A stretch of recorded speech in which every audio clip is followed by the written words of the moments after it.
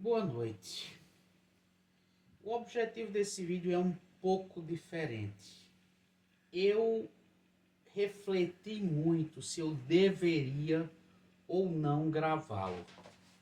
Eu tenho consciência que eu estou, de certa forma, mexendo num vespeiro, mas ao mesmo tempo eu sinto que é meu dever falar sobre isso.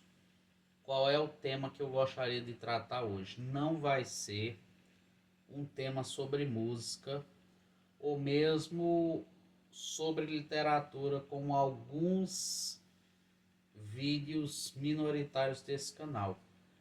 O tema que eu gostaria de falar sobre, como católico, é sobre o mau uso da minha religião por parte de algumas pessoas e sobre a maneira ingênua com que determinados fiéis estão caindo nessa armadilha. Em primeiro lugar, eu gostaria de dizer que eu estou tentando não levar esse vídeo para um lado intrinsecamente político. Pode ser que ele acabe respingando um pouco nesse lado, mas o que eu gostaria de falar é principalmente sobre o cuidado que você tem de tomar sobre determinados vídeos falando sobre alguns assuntos. Por quê? Vou dizer o que é que me inspirou esse vídeo. Recentemente eu acompanhei alguns vídeos da página O Catequista Oficial no Instagram, onde eles comentam sobre as chamadas aparições de Nossa Senhora em Garabandal. Foram algumas supostas aparições de Nossa Senhora ocorridas numa aldeia espanhola chamada San Sebastián de Garabandal nos anos 60. Essas aparições sempre foram cheias de controvérsias, porque falam em acontecimentos extraordinários que teriam ocorrido com as 4 videntes, sobre avisos de castigos de um grande milagre.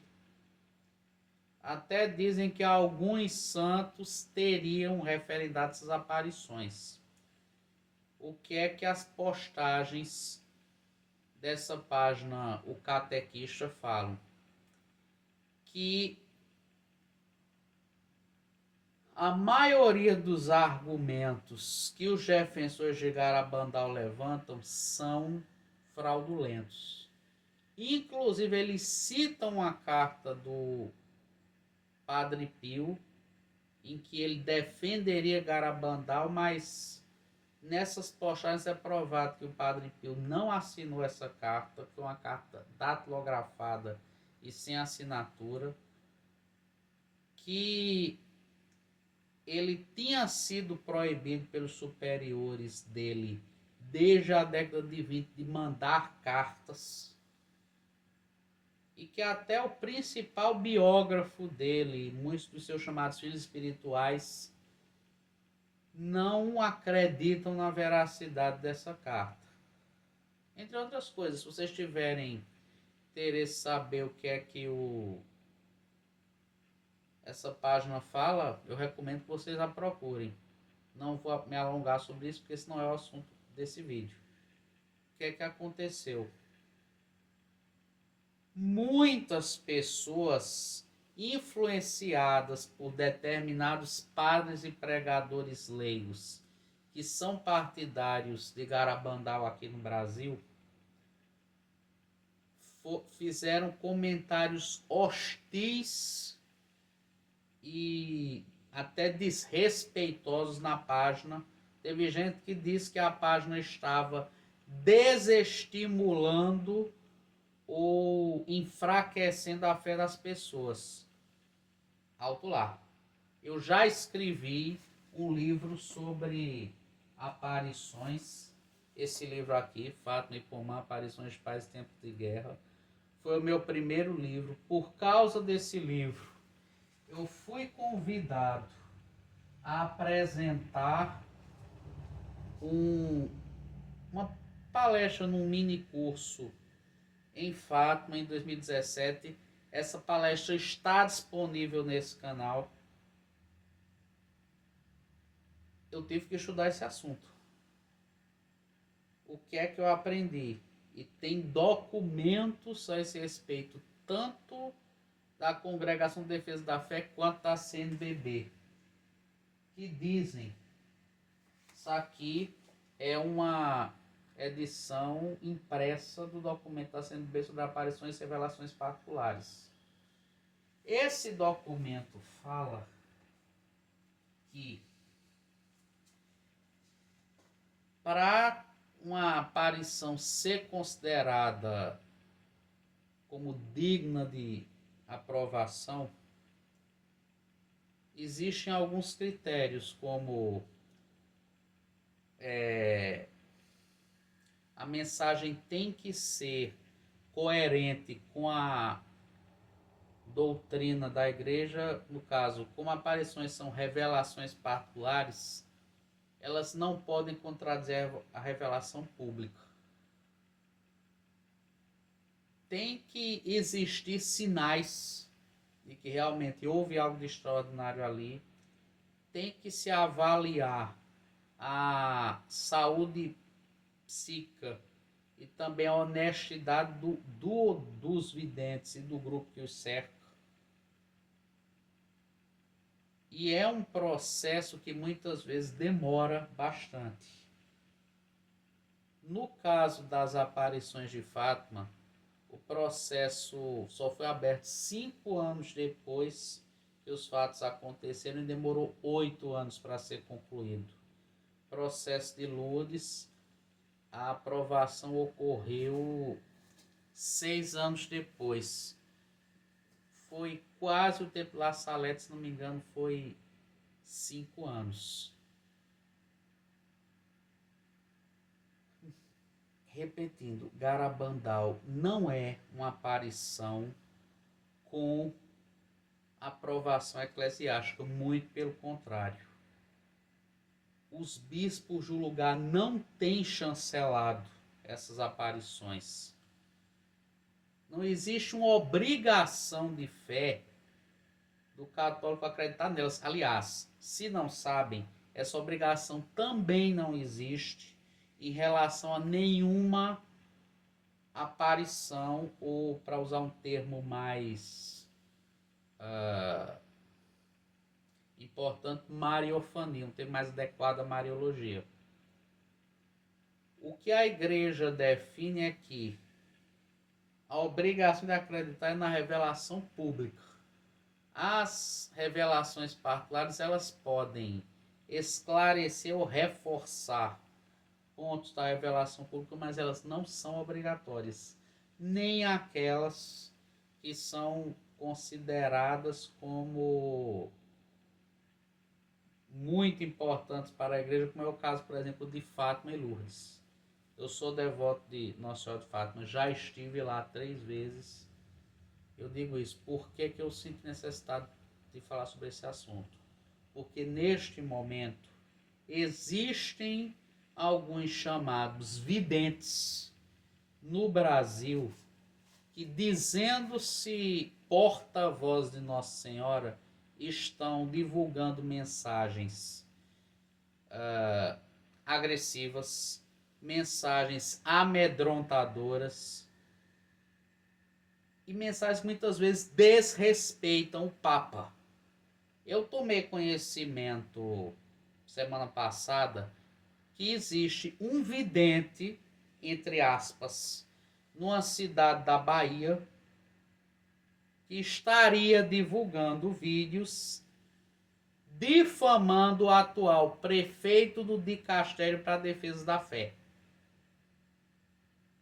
Isso é grave. Esse mesmo vidente, que se chama Pedro Regis, já divulgou vídeos com insinuações contra o Papa Francisco. E o pior, tem gente que por ele, entre aspas, ser a voz de Nossa Senhora, prefere acreditar nele do que acreditar no Papa. Agora, compare o comportamento desse vidente, um vidente sobre o qual existe, inclusive, acusações de que, quando alguém questiona o que ele fala, ele difama a pessoa. No site, o catequista tem depoimento de uma pessoa falando que, por ela desconfiar da mensagem, ela foi atacada por ele, que disse que ela era do movimento LGBT, como uma forma de, vamos dizer, difamá-la perante círculos católicos. Existe ainda um outro vidente numa cidade de São Paulo chamado Jacareí, que esse homem divulga verdadeiros absurdos. Ele chega a dizer que os pecados da igreja seriam tão grandes que Jesus não mais estaria na hóstia consagrada, sendo que existe a fala de Jesus nos evangelhos de que estarei convosco todos os dias até o fim do mundo. Isso seria contrariar o que Jesus disse. Esse eu diria que ele já é muito desacreditado, porque o próprio bispo da diocese, Dom Nelson Ostrap, emitiu uma carta pastoral desaprovando essas aparições. Infelizmente não é o caso de Pedro Regis. Eu já recebi relatos de pessoas que, inclusive, ele usa essa, vamos dizer, credibilidade para atacar determinados políticos e recomendar o voto em outros. Sendo que já há mais de 100 anos existe a separação entre igreja e Estado, e a Igreja Católica abraça essa laicidade de forma saudável.